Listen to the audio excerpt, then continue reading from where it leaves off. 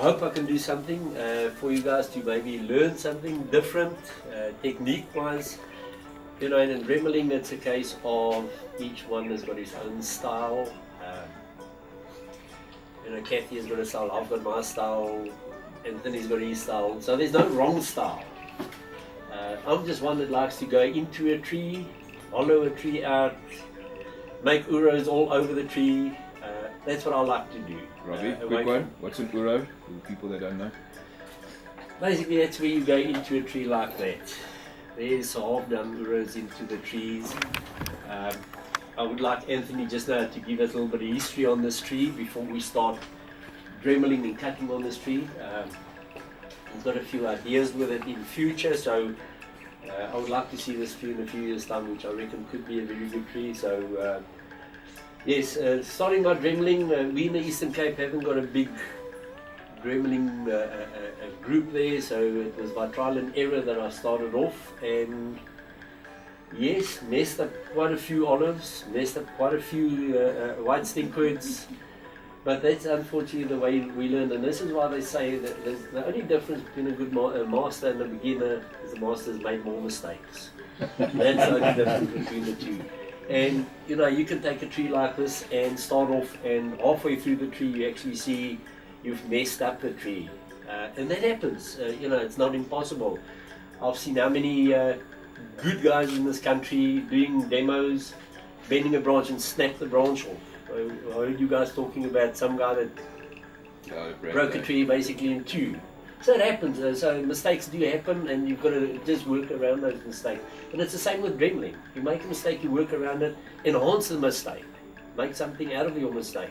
And if you don't do it, it's going to be an obvious mistake on the tree, and it's going to be an eyesore, and eventually you're going to get rid of the tree because you don't like it. So yes, there's nice potential on this, so I'm going to tackle it just now.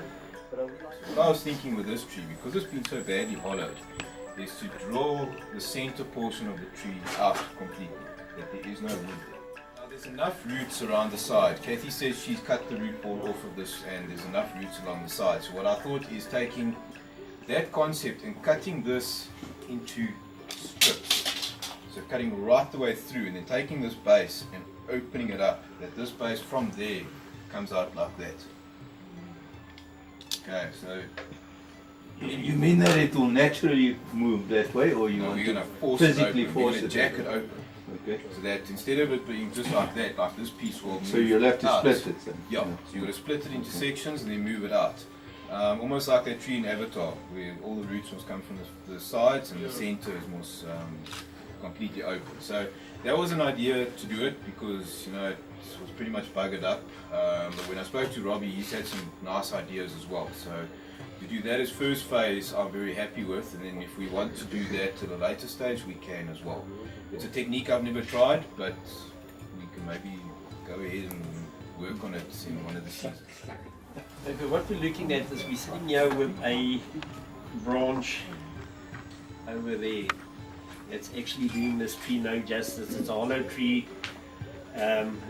You've got branches in the back. You're going to shorten one. There's two the same length. So what we're going to do is we're going to shorten one and hollow out a little bit.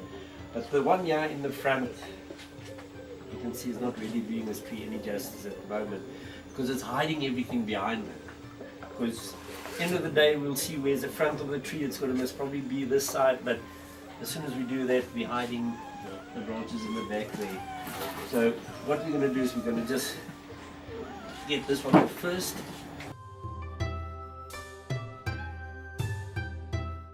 And basically what we're doing is we're opening this tree up instead of being a clump. The bigger taper that is now forming, the taper that is now getting to it. Because we're not taking this away, all of it.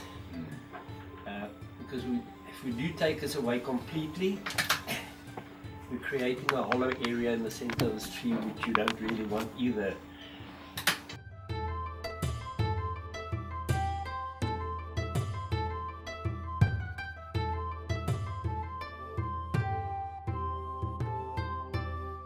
You can't really dremel the top very much when you start off with.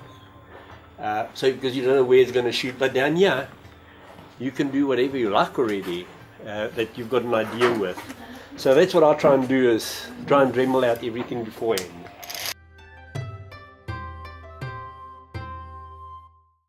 Hollow in there, creating the age, because we've got that already there, so we've got to try and make use of that as much as possible. Now a tree that would die and rot out like that wouldn't just rot one side, it would have holes and branches that's rotten off, which would create these crevices. And this is why I said earlier, the tree basically tells you what you can do. Now this tree, as Anthony said in the beginning, it was dremeled up to that depth most probably, and he wanted to go through to the roots. So while we busy doing it, why not go through to the roots now? Because whether you put the stress on the tree now or later on, it will be exactly the same thing.